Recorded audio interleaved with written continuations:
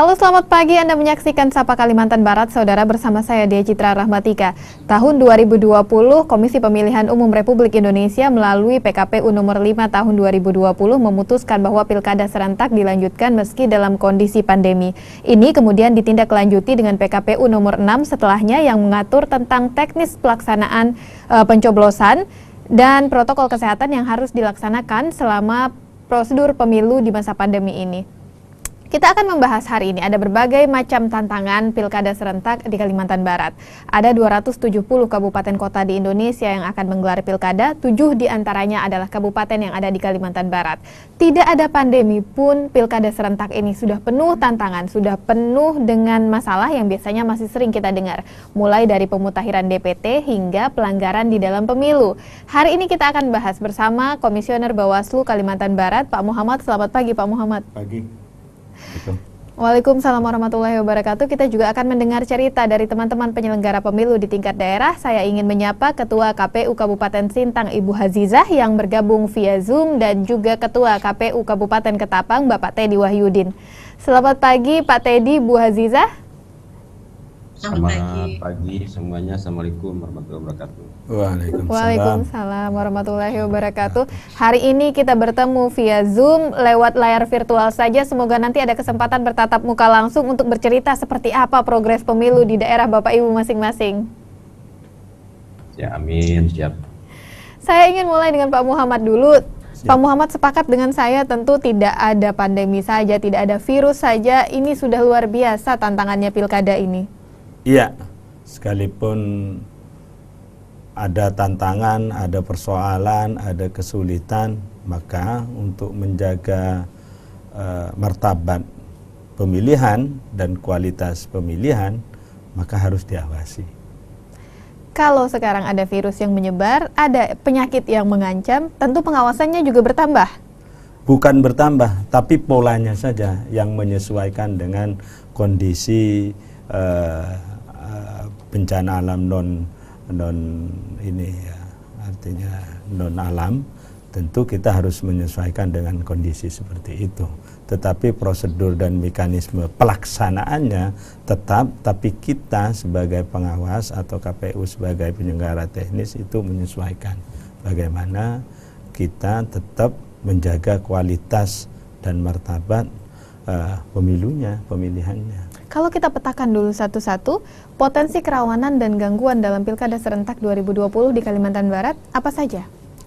Kalau potensi kerawanan seperti Mbak tadi sampaikan, tidak ada pandemi pun juga banyak tantangan, banyak kesulitan, banyak hambatan, bahkan banyak gangguan. Tetapi soal tantangan di masa pandemi tentu sebagai penyelenggara, dari aspek pengawasan, mulai dari pengawas desa, kecamatan, kabupaten, dan provinsi itu tentu menyesuaikan dengan protokol kesehatan. Nah, soal-soal kendala atau tantangan ya tentu sama sebenarnya. Kampanyenya tetap melaksanakan kampanye. Potensi terjadinya pelanggaran di masa kampanye sepertinya sama. Masih ada potensi pelanggaran Pelanggaran terkait dengan money politik, kampanye di luar jadwal, kampanye di tempat-tempat yang dilarang itu sangat berpotensi terjadi. Saya kira bagi kontestan atau bagi para pihak, masa pandemi ini tidak menghalangi orang untuk berkompetisi. Tetapi bagaimana kita menjadi pengawas itu harus menyesuaikan kondisi pandemi, tetapi kualitas pemilu tetap harus kita jaga. Ini saya setuju. Walaupun ada pandemi, walaupun ada ancaman penyakit, kualitas pemilu tadi juga harus tetap kita perhatikan. Tetap. Dan itu harus menjadi hal yang utama supaya legalitas penyelenggaraan ini harus juga mendapatkan kepercayaan publik, dan masyarakat harus diminta juga untuk mengawasi. Saya mau menyapa Pak Teddy di Ketapang. Pak Teddy, kalau di Kabupaten Ketapang seperti apa kondisinya? Sejauh mana persiapan KPU Ketapang sejauh ini menghadapi Pilkada Serentak 2020? Kasih Bu. Jadi Ketapang dalam hal ini kita tetap konsisten dalam penyelenggaraan pemilihan Bupati dan Wakil Bupati Ketapang ini 2020, mengacu kepada aturan-aturan yang ada, PKPU 5, kemudian PKPU 6, dan surat edaran serta arahan oleh pimpinan hierarkis kita di atas dari provinsi sampai ke RI.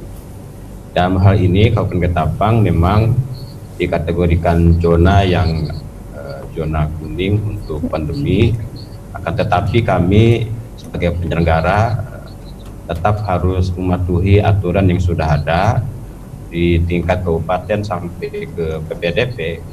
Kami istiqomah, dalam istilah kami itu istiqomah konsisten mengacu pada aturan yang sudah ditetapkan oleh KPU RI. Demikian. Ketapang ini menarik juga karena ada potensi bakal calon perseorangan yang maju. Seperti apa pengawasannya, sejauh mana progresnya sampai saat ini? Untuk calon perseorangan di tanggal 27 Juli kemarin dalam hal penyampaian dukungan perbaikan, mereka menyerahkan dukungan perbaikan sebanyak 30.018 dukungan. Kemudian kita koreksi hasil dari itu 28.137 hasil dari hitungan yang dihitung tanggal 27 malam tersebut. Dari tanggal 28 sampai tanggal 4 Agustus juga ada tahapan verifikasi administrasi dan kegandaan. Maka total dari sisa verifikasi administrasi itu adalah 27.806 dukungan. Syarat yang minimal dukungan perbaikan itu adalah 25.088 dukungan. Dari 25.088 dukungan tersebut yang diserahkan dan hasil verifikasi administrasi itu 27.806, maka lebih dari 25.000 batas minimal yang KPU tetapkan untuk perbaikan. Baik. Maka dari situ calon perseorangan ini dari data 27.806 ini akan diuji lagi di PPS untuk diverifikasi faktual selama 7 hari dari tanggal 8 sampai tanggal 16 Agustus. Verifikasinya adalah 7 hari sejak P1.1 KWK itu disampaikan, diterima oleh PPS. Nah, hari ini kami tanggal 7 persiapan teman-teman sekretariat dan KPU sendiri untuk menyampaikan berkas dukungan tersebut kepada PPK yang akan disampaikan kepada PPS besok tanggal 8, batas akhirnya sampai tanggal 10. Demikian. Baik, Pak Teddy, terima kasih. Ini di Sintang, Bu Azizah, walaupun tidak ada calon perseorangan, tapi menantang juga karena beberapa waktu lalu Sintang dihadapkan pada bencana banjir yang lumayan parah di beberapa kecamatan. Benar ya, Bu Azizah?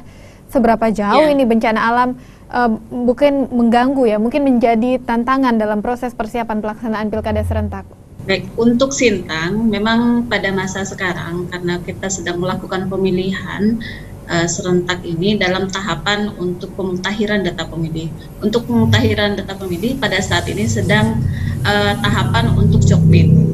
Tentunya dalam masa pandemi ini karena khusus untuk Sintang diperkirakan dari Agustus sampai dengan pada Desember nanti ada beberapa bencana yang akan terjadi. Pertama, perkiraan bencana yang sekarang kita alami adalah bencana non alam, yaitu COVID-19 yang tentunya tetap KPU sudah mengatur dan sudah dikeluarkan ya PKPU 6 yang mengatur tentang bagaimana cara melaksanakan tahapan dalam bencana alam khusus untuk COVID ini. Tapi untuk Sintang ada 2 yang perkiraan, yaitu bencana alam berupa banjir karena potensi hujan. Kalau untuk di Sintang ini kan tergantung dari alam. Kalau pada musim hujan potensinya banjir. Dan hampir seluruh kecamatan dari 14 kecamatan untuk Kabupaten Sintang itu berpotensi banjir di beberapa desanya. Untuk kecamatan Sintang saja di kota itu khusus untuk di daerah pesisir ada sekitar 10 desa dan kelurahan yang menjadi potensi banjir. Termasuk juga di daerah perhuluan, Kayan Hulu, Serawai, Ambalau, dan Ketungau. Khusus untuk daerah pesisir pasti banjir kalau pada masa musim hujan. Dan ada juga kasus yang bencana alam yang akan terjadi, yaitu karhutla juga. Karhutla mungkin itu seluruh Kalbar juga mungkin ya. Iya. Ini juga bisa berpotensi untuk salah satu menjadi hambatan untuk kita pada saat tahapan. Namun KPU Sintang kita tetap mengikuti regulasi-regulasi yang ada. Kemudian pada saat sekarang masa coklit kita juga sudah hampir 80% di 10 hari kedua, tinggal beberapa hari lagi untuk selesai coklit. Dan sekarang juga kita sedang melaksanakan coklit dan monitoring ke kecamatan, dan untuk laporan sampai hari ini kita sudah hampir rampung. Jadi mudah-mudahan tanggal 13 Agustus nanti coklit sudah selesai. Amin. Walaupun ada bencana yang mengancam, yang berpotensi terjadi, tapi tetap semangat nih KPU Sintang, KPU Ketapang semuanya. Bawaslu juga pasti tantangannya menjadi bertambah. Kurang apa lagi, sudah ada COVID-19, tantangan bahaya kerawanan yang seperti biasa mengintai di setiap pemilu, tambah lagi ada potensi bencana alam. Apa yang harus dilakukan penyelenggara pemilu, seperti apa pengawasan yang bisa dilakukan, kita bahas setelah jeda berikut ini. Jangan alihkan televisi dan radio Anda dari Kompas TV Pontianak dan Radio Sonora 96,7 FM Pontianak.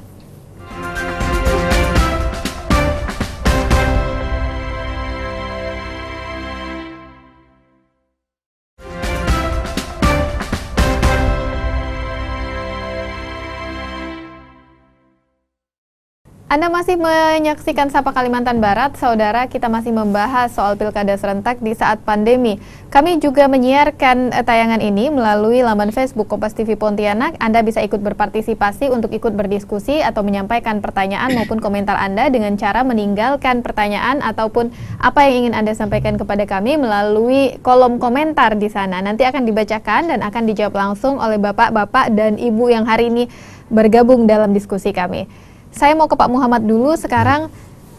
Tadi kita sudah dengar sama-sama tantangannya luar biasa. Ada yang dihadapkan pada bencana alam, sementara harus tetap verifikasi. Belum lagi bencana non-alam karena ada ancaman virus yang bertebaran di mana-mana. Seperti apa pengawasan yang dilakukan terkait dengan protokol kesehatan? Nah, kalau KPU juga punya PKPU 6 terkait dengan teknis pelaksanaannya di masa pandemi seperti ini. Bawaslu juga punya peraturan Bawaslu nomor 4 tahun 2020 terkait dengan proses pengawasan, proses penindakan jika ada pelanggaran, ada juga proses penyelesaian sengketa jika ada persoalan sengketa baik antar peserta dengan peserta maupun juga peserta dengan penyelenggara. Artinya Bawaslu dengan kondisi pandemi seperti ini sudah ada aturan yang mengatur teknis bagaimana kita mengawasi, menangani pelanggaran maupun juga penyelesaian sengketa. Intinya Bawaslu siap dengan segala risiko pandemi seperti ini, sehingga kita bagaimana cara untuk tidak terpapar, tetapi kualitas pemilu itu harus tetap kita jaga, seperti itu. Baik, kekhawatiran kemudian muncul adalah karena di beberapa daerah masih ada petahana atau incumbent yang selalu muncul dari tahun ke tahun. Kan ini biasanya ada money politik atau politik uang dan sebagainya. Apalagi ini kondisinya ada bencana non alam, ada bencana alam juga.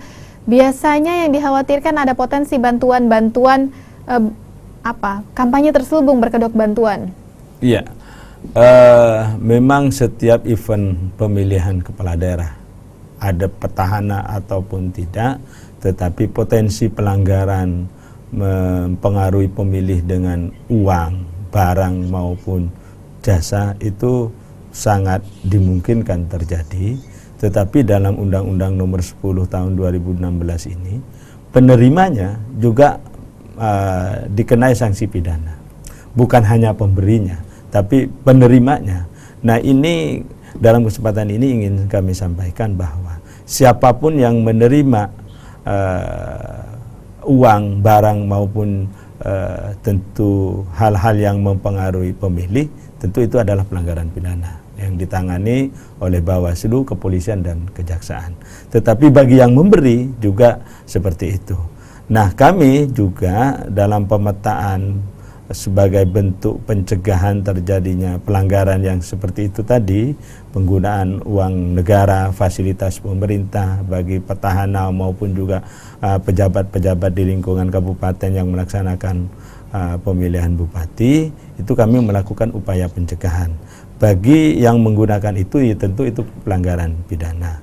Tetapi bagi para pejabat, di samping juga pejabat di SKPD di semua kabupaten yang melaksanakan itu, di samping itu adalah pelanggaran pidana, tetapi juga pelanggaran etika ASN yang harus juga kita tindak perbuatan seperti itu. Baik. Ada ancaman politik uang di sana dan ada berbagai ancaman pelanggaran lainnya juga yang harus diwaspadai. Di antaranya banyak yang sering menyebut kalau misalnya ada calon petahana atau ada incumbent-nya, tantangannya jadi berlipat ganda karena ada potensi incumbent ini bisa diuntungkan atau bisa dilebihkan keadaannya. KPU Sintang karena kemungkinan akan ada incumbent dari sana yang maju, seperti apa Bu Aziza? Untuk kita karena masih bakal calon, jadi kita pastikan sepanjang kita tetap mengikuti aturan dan dengan pengawasan, dibantu oleh Bawaslu untuk pengawasan, dan petahana sampai sekarang ya masih tetap berjalan kondusif. Untuk kondisi di Sintang, saya pikir kita lihat saja dulu nanti seperti apa di tahapan untuk pendaftaran nanti, atau apakah petahana itu tetap maju atau ada calon-calon yang lain, karena penetapan dan pendaftaran juga belum dibuka kan? Betul. Untuk pengumuman kita nanti tanggal 28 Agustus dan pendaftaran dibuka 4 sampai tanggal 6 September 2020 nanti. Kita lihat saja nanti, dan insya Allah kondusif lah untuk Sintang. Tantangannya yang paling terasa saat ini sampai dengan fase sekarang apa sih Bu Aziza?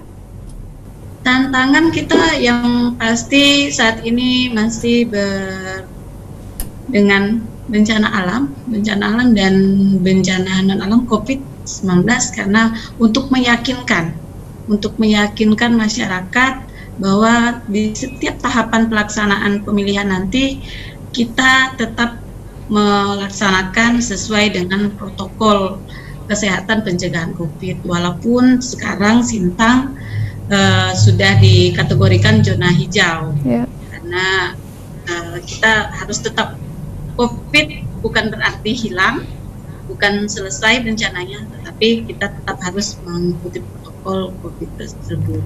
Partisipasi pemilih targetnya berapa? 77,5, benar ya Bu? Ya, siap, 77,5. Optimistis bisa mencapai target 77,5% itu? Kita targetkan harus lebih, harus 8. Kalau 77,5 berarti setidaknya kita targetkan 80%. Mudah-mudahan targetnya tercapai dan tidak ragu-ragu datang ke TPS nanti ya Bu, masyarakatnya. Ya. Saya mau ke Pak Teddy. Pak Teddy, bagaimana kondisi di Kabupaten Ketapang? Di pilkada sebelumnya, di periode 5 tahun yang lalu, partisipasi pemilih ada di angka berapa? Untuk kita dari 2014 ya, 2014 itu pileknya 75% partisipasi pemilihnya. Kemudian di Pilpresnya itu 68. Kemudian di Pilkada 2015 itu 56,26%. Kemudian Pilkada Gubernur 2018 itu 68,8%. Dan terakhir di Pilpres 2019 itu 78, berapa gitu persen presentasinya. Berarti nah, partisipasi pemilih masih jadi PR? Ya, bagian menjadi PR kami untuk meningkatkan partisipasi pemilih tersebut, karena partisipasi pemilih ini banyak hal, jadi bukan hanya dari KPU saja yang mensolisitasikan untuk berpartisipasi pemilih untuk hadir ke TPS, akan tetapi semua pihak juga ikut campur dalam hal ini, termasuk partai politik yang mengusungnya itu punya pengaruh besar pada para pendukung dukungannya tersebut. Kemudian masyarakat juga harus juga kooperatif dalam hal ini, terutama hari ini terkait data pemilih juga mereka harus kooperatif. Parameternya adalah ketika mereka itu sudah kooperatif dalam mengecek data pemilihnya, memastikan mereka akan memilih, juga akan berpengaruh kepada partisipasi pemilih. Dan hal lainnya saya pikir juga dari para bakal calon yang ikut konsultasi politik ini juga pengaruh kepada partisipasi pemilih. Saya pikir itu, jadi target KPU tetap akan di atas 75%. Niat kami seperti itu.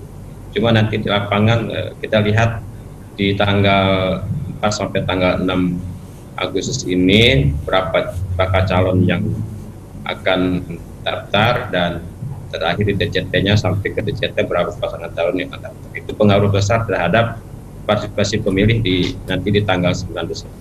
Berarti besar harapan kontestan dan berbagai pihak ini juga bisa ikut bantu meyakinkan para calon pemilih untuk datang ke TPS 9 Desember nanti.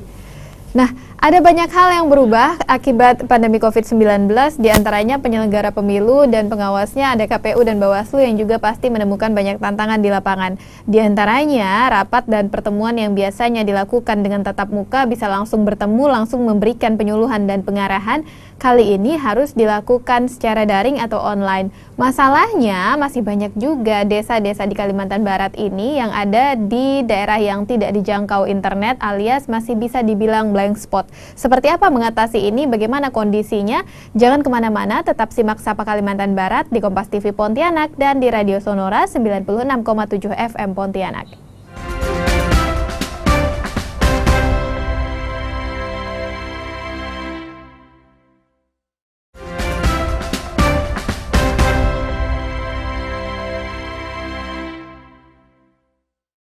Anda menyimak Sapa Kalimantan Barat. Program ini saat ini kami siarkan langsung melalui laman Facebook Kompas TV Pontianak. Siaran tunda bisa Anda saksikan di layar Kompas TV Pontianak dan bisa Anda dengarkan di Radio Sonora 96,7 FM Pontianak. Kita membahas Pilkada serentak di Kalimantan Barat tahun 2020 yang juga bertepatan dengan pandemi COVID-19. COVID-19 mengubah banyak hal, ada physical distancing, ada social distancing. Intinya setiap orang harus jaga jarak supaya meminimalisasi potensi penyebaran virus. Begitu juga dengan rapat, penyuluhan, dan mungkin biasanya ada pertemuan-pertemuan ya Pak Muhammad ya terkait dengan pengarahan-pengarahan, tapi ini tidak lagi bisa dilakukan. Apa yang dilakukan Bawaslu untuk menyiasati kondisi ini? Kalau kami di tingkat Bawaslu soal bagaimana peningkatan kapasitas dan bagaimana membangun soliditas sebagai pengawas, ya kita menggunakan media yang sudah tetapi memang kendalanya banyak kecamatan itu tidak lancar dalam hal tidak ada sinyalnya. Ada, tapi kadang sewaktu-waktu gitu kan. Tidak terlalu sempurna lah dalam hal mengadakan sebuah kegiatan BIMTEK maupun juga rapat koordinasi. Tetapi kami punya ikhtiar dan cara lain bagaimana kita menguatkan jajaran kami di tingkat kecamatan maupun juga di tingkat pengawas desa. Maka kalau kami kan mempunyai ukuran-ukuran tertentu terkait dengan bagaimana kemampuan dan kapasitas teman-teman pengawas di tingkat ad hoc. Sekira memang masih kurang menghadapi tahapan-tahapan berikutnya, maka kami akan menurunkan staf maupun juga komisioner itu langsung ke kecamatan melakukan monitoring dan supervisi. Supaya penyelenggaraannya tingkat teknis KPU siap, pengawasannya juga harus siap, bahkan harus lebih siap. Berarti kalau tidak ada pilihan, mau tidak mau harus tetap menerjunkan orang ke lapangan. Iya. Ada berapa banyak? Ini kan sudah dipetakan oleh Bawaslu, sudah di mapping berdasarkan kemampuan penerimaan sinyal di setiap desa. Iya. Ya tentu memang sebagian besar Ketapang juga punya masalah soal jaringan maupun juga Sintang seperti ini, apalagi dengan kondisi hujan, banjir apa segala macam ini. Ya tentu teman-teman kabupaten itu harus turun ke kecamatan untuk melakukan supervisi dan monitoring. Tingkat provinsi akan memastikan turun juga ke kabupaten. Bahkan kami juga sempat juga menyapa teman-teman pengawas di tingkat kecamatan. Ini semata-mata untuk menjaga kualitas pemilihan. Jangan sampai pemilihan kepala daerah, bupati dan wakil bupati di 7 kabupaten itu hanya terlaksana dengan alasan ini pandemi, hanya secara prosedur saja. Tapi kualitas dan martabat pemilihan ini harus tetap kita utamakan. Betul. Luar biasa komitmennya Bawaslu. Seperti apa di daerah ceritanya? Saya ingin ke Pak Teddy. Di Ketapang juga termasuk sebagai kabupaten yang cukup banyak daerah yang sinyalnya masih kedap-kedip ya Pak Teddy? Ya. Alhamdulillah hari ini Pak Teddy dengan kita koneksinya lancar karena ada di kota kan ya Pak ya? Pas depannya itu kantor Telkom, Bu. Kalau di kecamatan koordinasinya Deket Telkom lagi. Deket Telkom. Jadi memang harus lancar. Kalau tidak lancar pasti Pak Teddy boleh protes. Benar kan Pak? Kalau pengalamannya berkoordinasi dengan pelaksana di tingkat kecamatan dan di tingkat desa menggunakan jaringan telekomunikasi seperti apa Pak Teddy tantangannya? Ya, untuk kecamatan itu yang tidak dapat akses sama sekali Simpang 2. Kemudian kecamatannya Bu ya, belum masuk ke desanya nih. Simpang 2, Hulu Sungai, Laur Kedap-Kedip, kadang-kadang mau, kadang-kadang tidak mau. Lebih sering mau atau tidak maunya? Tidak maunya. Kadang-kadang waktunya mau. Kalau udah mati total mati Bu itu kalau Laur itu. Tapi kalau udah masuk ke desanya, 4G malah bagus. Oke. Tapi di kecamatannya Kedap-Kedip. Kemudian masuk ke daerah Air Upas, Singkup, agak susah, Manis Mata bagus, Kendawangan bagus. Sinyalnya yang agak susah itu ketika masuk ke pedalaman, agak susah. Udah mulai kedap-kedip, masuk sikit, lagi hilang lalu. Itu bahasa Ketapang tuh hilang lalu Hilang lalu Jadi cara mengantisipasinya karena kita ada surat edaran nomor 20. Ketika itu tidak dapat diakses oleh internet, maka diperbolehkan untuk mengadakan kegiatan secara langsung dengan syarat tetap menjaga melaksanakan protokol kesehatan. Nah, jadi setiap kali kami dengan PPK, kemudian juga ada rapat dengan Jum PPK, ada yang tidak bisa, ada yang bisa. Jadi hampir 70% bisa, 30%-nya ada kecamatan yang tidak bisa sama sinyal sama sekali. Termasuk Hulu Sungai, kemudian Simpang 2, walaupun Simpang 2 itu alur ke Pontianak, itu tidak ada sinyal dalamnya. SMS saja belum bisa, SMS pagi hari ini, sore bisa dibalas. Jadi memang harus kita datang ke kecamatan dan rapat secara langsung. Berarti pilihannya mau tidak mau yang diambil tetap pelaksanaan tatap muka meskipun harus menerapkan protokol kesehatan ya Pak Teddy? Ya, daripada bilang hari ini baru dijawab nanti sore kan repot juga ya Pak? Dan selain itu juga untuk mengantarkan berkas dukungan perseorangan ini tidak bisa rapat seperti gini. Tetap aja kita harus turun ke lapangan menyampaikan secara real bahwa B1.1 KWK itu diterima oleh PPS. Baik, saya ke Bu Azizah sekarang. Ini kalau di Sintang saya tahu betul ini. Ini kalau mau SMS lancar saja sudah bersyukur ya Bu. Kalau SMS-nya lancar bisa langsung dibalas cepat. Karena internetnya apalagi masih banyak yang kedap-kedip. Jaringan listrik saja masih ada sejumlah desa dan kecamatan yang listriknya cuma hidup di malam hari. Benar kan Bu Azizah? Baik, untuk kita memang untuk komunikasi khusus untuk di daerah kita 14 kecamatan, untuk kecamatan itu ada beberapa yang masih kedap-kedip. Beberapa hari yang lalu memang khusus untuk di daerah Ketungau Hulu itu sama sekali tidak bisa. Memang untuk SMS saja sudah tidak bisa. Jadi kita memang agak kesulitan mengingat juga di sana akses internet itu tergantung dengan daya listrik, tenaga listrik. Jadi karena towernya hanya bisa hidup di malam hari saja. Jadi memang kita masih sebenarnya permasalahan untuk di Kalbar dan Sintang Ketapang itu hampir sama, khusus untuk daerah yang komunikasi. Dan kita juga tetap, karena ada edaran yang mengatur tentang walaupun kita tidak bisa bertatap muka atau daring, kita bisa menggunakan mekanisme yang lain. Tentunya tetap khusus untuk Sintang, kita memang pada saat untuk pelaksanaan tahapan ini, kita kan memang ada kegiatan yang di luar, di ruangan atau di outdoor. Contohnya kemarin untuk coklit itu kan nggak bisa lewat daring, otomatis petugas kita tetap datang. Kemudian juga kegiatan yang di dalam ruangan kita tetap memperhatikan protokolnya tetap dijalankan ya Bu? Kita tetap, terus minimal ada 3 hal yang harus kita pergunakan: masker, hand sanitizer, dan termometer, serta juga sabun cair cuci tangan. Kebetulan juga memang kita kalau untuk di daerah-daerah, khusus untuk di desa, di PPS kita sudah siapkan untuk alat minimal untuk cuci tangan. Jadi amunisinya, alat pelindung dirinya sudah siap, karena mau tidak mau langkah yang harus diambil adalah tatap muka.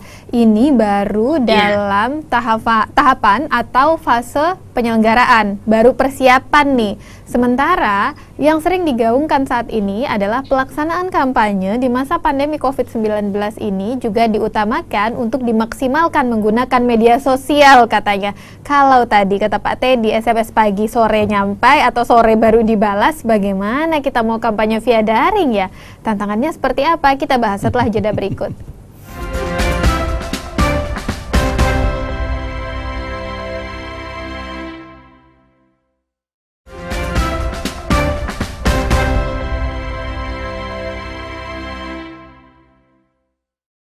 Anda masih menyimak Sapa Kalimantan Barat, kita membahas pandemi yang masih berlangsung hingga saat ini, yang membuat banyak sekali perubahan harus dilakukan, termasuk ketika Pilkada serentak 2020 di Kalimantan Barat akan berlangsung.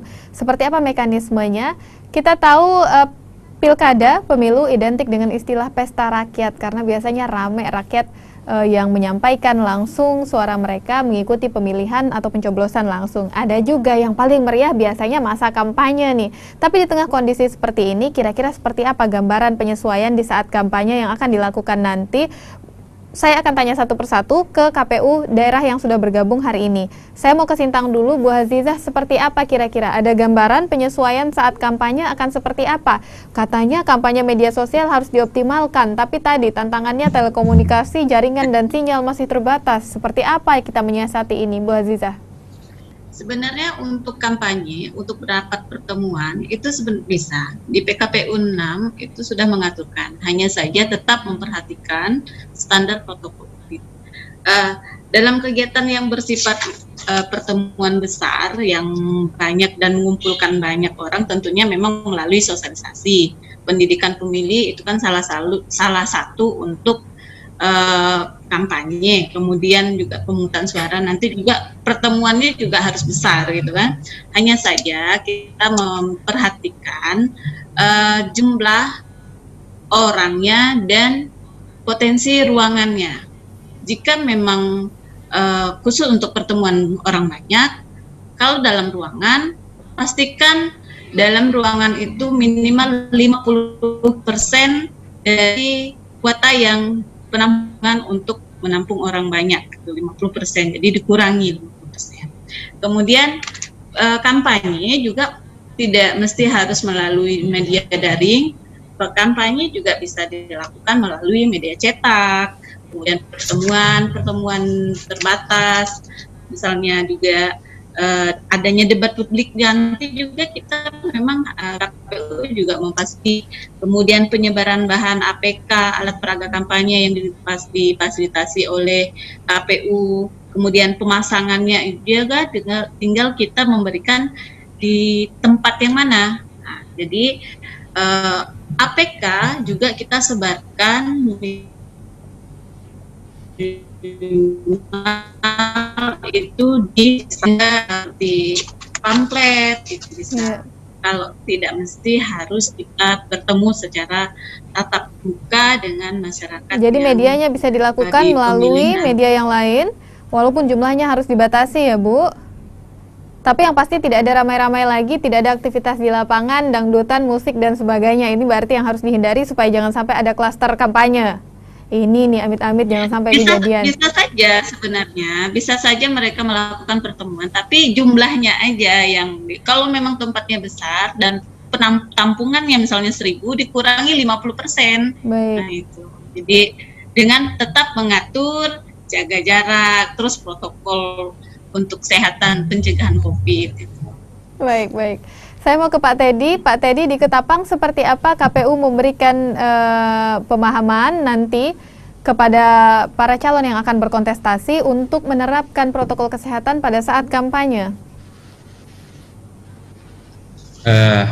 Kampanye itu kan dimulai 3 hari setelah DCT. Jadi hari ini kita fokus pada sosialisasi pencalonan. Kemudian pasca pencalonan kita terus melakukan sosialisasi terkait kampanye. Tapi di hal lain kami tegaskan bahwa setiap pertemuan dengan beberapa stakeholder dan partai politik, saya pikir kami terus mensosialisasikan untuk setiap pertemuan itu melaksanakan atau mentaati protokol kesehatan. Jadi kita setiap masuk ke ruangan segala macam itu sudah masuk pada protokol kesehatan dengan cara misalkan wajib pakai masker dan masuknya harus di termogan dulu, dan itu disampaikan dalam surat undangan yang kami sampaikan kepada mereka. Lebih kepada penegasan lagi untuk kampanye ini, sebetulnya KPU hanya menyampaikan sosialisasi PKPU 6 kepada bakal pasangan calon atau timnya, dan itu disampaikan kepada masyarakat. Tergantung lagi pada posisi masyarakat dan partai politiknya atau pengusungnya apakah taat atau tidak taat dalam hal ini. Jadi kalau KPU harus mengatur lagi kepada sisi taat yang tidak taatnya, mungkin itu bukan ranah KPU lagi. Jadi KPU hanya mensosialisasikan ini loh tempatnya, ini loh aturannya, jaga jaraknya segini, maksimalnya segini, ruangannya segini. Yang penting protokolnya sudah disampaikan sejak jauh-jauh hari kepada partai politik dan nanti juga akan diteruskan kepada calon-calon yang berkontestasi. Iya, seperti itu. Saya mau ke Pak Muhammad. Kalau biasanya di masa kampanye kan yang jadi concernnya Bawaslu ini adalah pemasangan atribut misalnya, ataupun kampanye-kampanye yang di luar jadwal dan sebagainya ya Pak. Apakah nanti ketika saat ini kita berhadapan dengan COVID, Bawaslu juga mengawasi ketika kampanye tidak sesuai dengan protokol kesehatan? Ya, karena di kepengawasan itu ada 3 bentuk pelanggaran. 3 jenis pelanggaran itu ada administrasi, pidana maupun juga etik. Tentu PKPU sudah mengatur secara detail rigid terkait dengan teknis-teknis pelaksanaan kampanye. Mulai dari pengurangan jumlah berapa persen dari tempat yang sudah ada, soal waktu, soal tempat pemasangan alat peraga kampanye. Nah, kalau sudah ada ketentuan yang sudah seperti itu, tentu Bawaslu wajib hukumnya, bukan cuma fardu ain, tapi wajib ain ini untuk mengawasi dan memastikan bahwa prosedur itu dilaksanakan, baik oleh KPU itu sendiri maupun juga bagi peserta. Karena termasuk juga pemasangan alat peraga kampanye itu ada bahan yang memang disiapkan oleh penyelenggara KPU, ada juga yang memang disiapkan oleh peserta. Nah, ini harus juga kami pastikan pelaksanaannya apakah sesuai atau tidak, termasuk juga kepatuhan terhadap protokol kesehatan. Nah, hal-hal seperti itu kan sifatnya administratif yang harus juga kita pastikan agar apa, jangan sampai pelaksanaan ini hanya prosedur saja. Baik. Tapi substansi penyelenggaraan itu tetap harus kita jaga. Ini ada pertanyaan yang masuk, saya rasa pas sekali dijawab Pak Muhammad melalui kolom komentar di Facebook. Pak, katanya ingin tanya, kalau di zaman COVID seperti ini, kalau nanti saat kampanye ada calon bupati yang memberikan bantuan berupa vitamin, obat, dan lain-lain, itu termasuk money politik nggak? Saya kira begini, pemberian uang, barang maupun juga sesuatu yang mempengaruhi pemilih itu tidak boleh. tetapi ada pembiayaan atau kos kampanye yang KPU sudah mengatur sedemikian rupa, termasuk juga konsumsi maupun juga bensin dari tempat ke arena kampanye itu kan diperbolehkan oleh KPU, tentu dengan standar-standar yang sudah ditentukan. Baik. Nah, apakah pemberian vitamin maupun juga hal-hal yang terkait dengan COVID-19 mau peningkatan imunitas dalam bentuk vitamin maupun juga sifatnya hal lain, ya tentu kita lihat apakah ini bagian dari kegiatan kampanye yang mungkin ini tidak perlu makan tapi dikasih vitamin umpama. Ya tentu itu perlu juga kita pelajari, karena tidak bisa kita hanya mengandai-andai, oh ini orang memberi, pemberiannya itu yang tidak boleh. Nah, apa saja yang harus dipahami masyarakat? Setelah ini mungkin Pak Muhammad bisa memberikan ya Pak ya, kisi-kisinya apa sih, paling tidak masyarakat sudah lebih waspada, karena tadi katanya ada pasal yang mengancam juga kalau masyarakat menerima politik uang. Nah, apa yang harus dipahami mereka? Sampai bagian mana ini merupakan kos transport atau biaya kampanye tadi, atau sampai mana ini sudah masuk dalam ranah politik uang? Setelah ini kita masih punya satu segmen lagi, tetap bersama kami di Sapa Kalbar.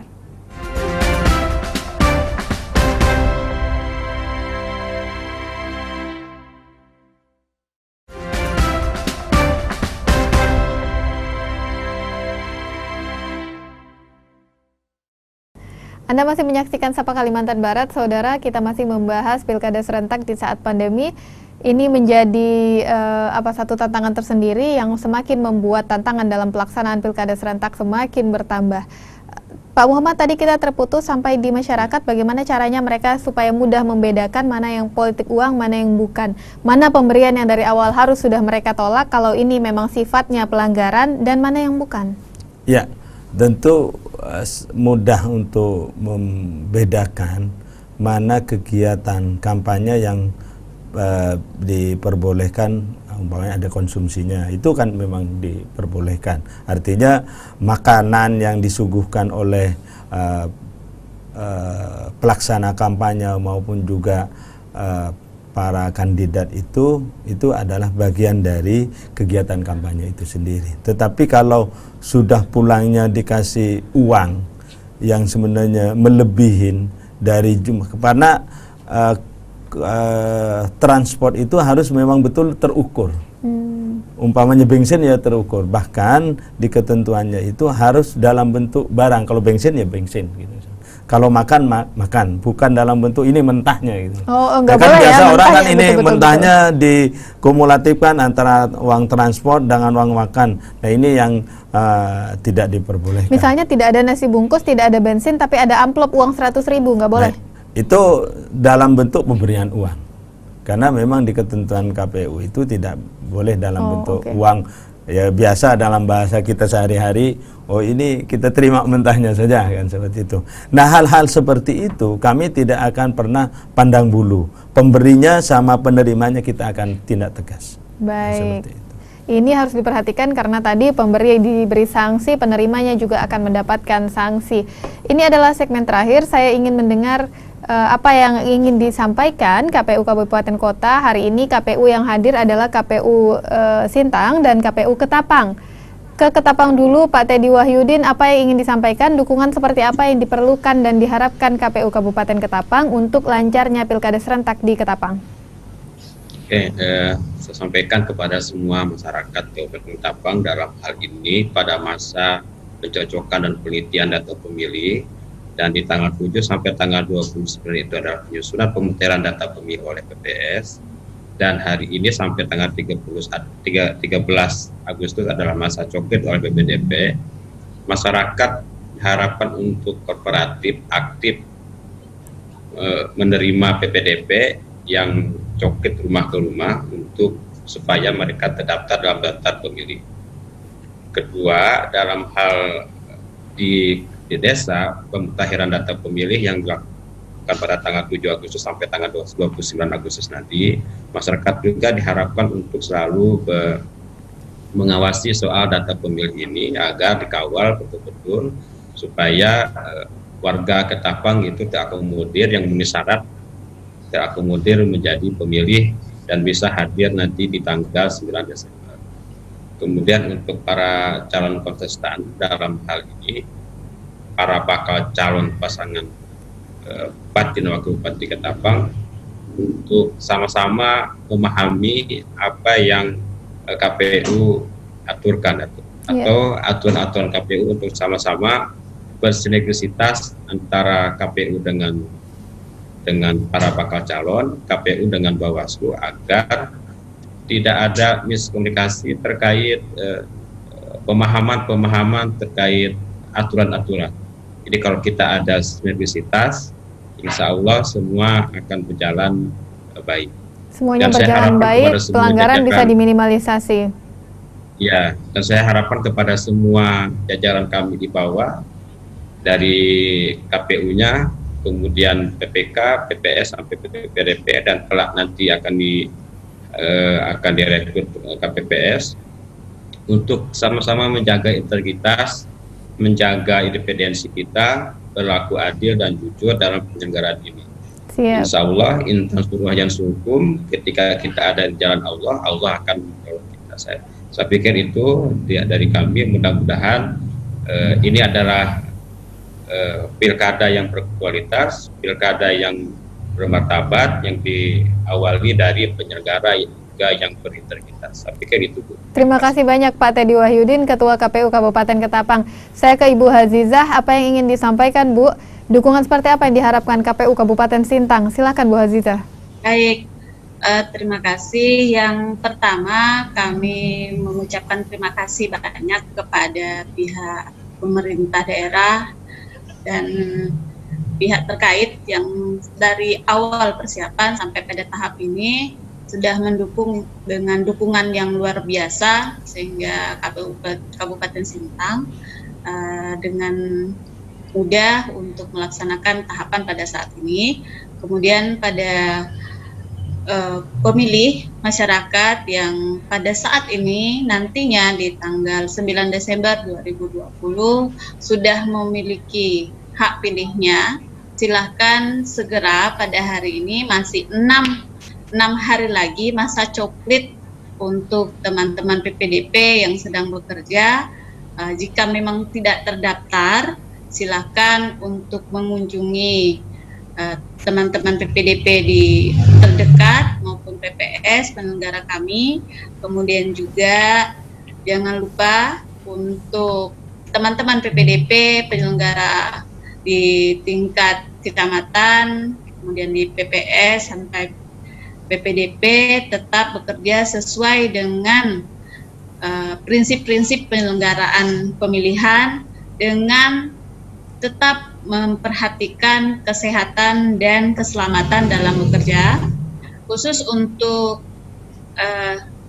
di bulan Agustus ini, jika bakal calon, bahwa pengumuman untuk pendaftaran calon bupati dan wakil bupati itu di tanggal 28 Agustus, kemudian tanggal 4 sampai tanggal 6 September sudah mulai dibuka untuk penyerahan pendaftaran bakal calon untuk pemilihan nanti.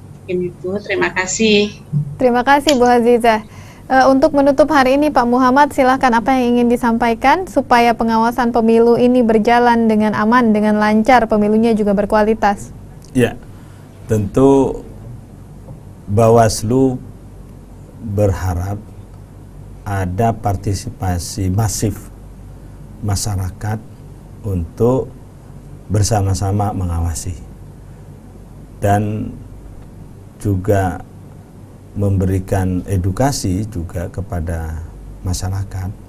Bawaslu dari Bawaslu Provinsi, Kabupaten, Panwas Kecamatan dan Desa untuk memberikan pemahaman kepada masyarakat untuk tahu dan mengenal Bawaslu, bahwa Bawaslu itu adalah salah satu-satunya lembaga yang diberikan kewenangan mengawasi dan melakukan penindakan terhadap sebuah pelanggaran. Maka dengan kegiatan pengawasan partisipasi, masyarakat itu jangan sungkan dan jangan ragu dan mempercayai segala penanganan pelanggaran ke Bawaslu untuk menginformasikan atau melaporkan. Baik. Maka dengan sendirinya pemilihan kepala daerah itu kalau sudah diawasi dan diinformasikan jika ada pelanggaran maupun juga melaporkan terhadap bentuk-bentuk pelanggaran, maka dengan sendirinya penyelenggaraan pemilu itu berkualitas, bermartabat dan tentu mendapat legitimasi karena sama-sama mengawasi. Nah, terakhir bagi jajaran kami, jaga kesehatan, patuhi protokol kesehatan, protokol COVID, karena penyelenggara yang sehat, maka pemilihan kepala daerah itu pasti berkualitas. Terima kasih banyak Pak Muhammad, Bu Hazizah, Pak Teddy Wahyudin yang sudah bergabung hari ini di Sapa Kalimantan Barat. Ini menarik, kita akan berhadapan dengan Pilkada Serentak 2020, ada 7 kabupaten di Kalimantan Barat, kondisinya luar biasa menantang, tapi pemilunya harus tetap berkualitas supaya nanti siapapun yang menang bisa memimpin rakyat 5 tahun ke depan dengan baik, dengan berkualitas dan bisa mencapai kesejahteraan di masa depan. Ini yang pasti diharapkan. Dan yang tidak lupa pula, pemilunya berkualitas, prosesnya juga harus sehat, harus selamat dari berbagai ancaman, baik tadi bencana alam maupun non-alam.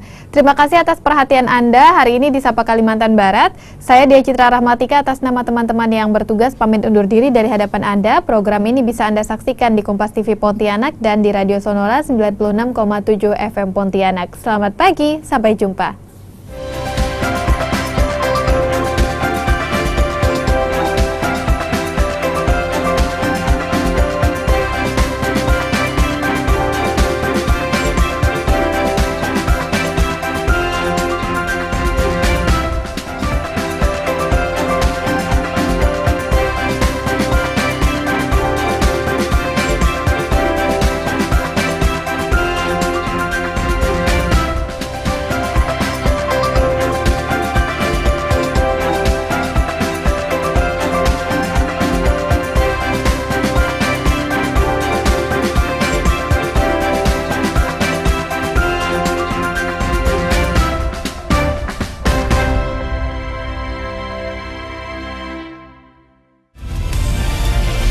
Kompas TV, independen, terpercaya.